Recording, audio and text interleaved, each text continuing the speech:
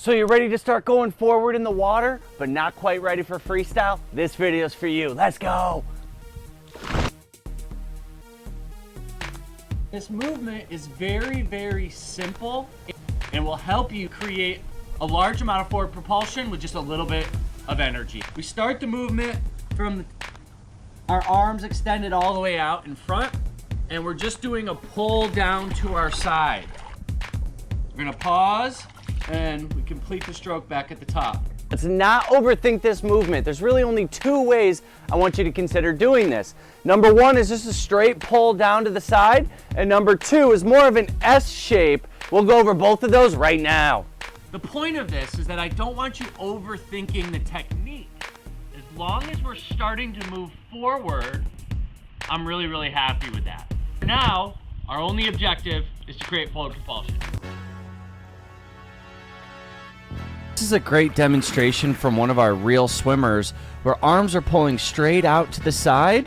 We pause down at the side for 2 seconds and then we recover back up to the top.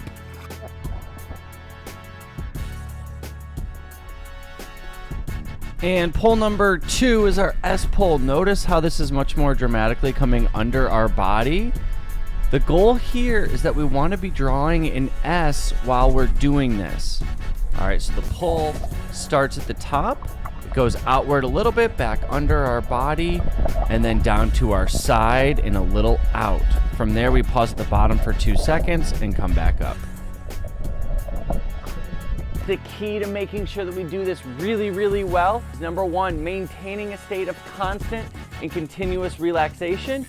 And number two, making sure that we keep our spine completely in alignment, that even when we pull, we're not lifting our chin forward. If you do those things, you'll be successful at creating forward propulsion with ease. I'll see you guys in the next one.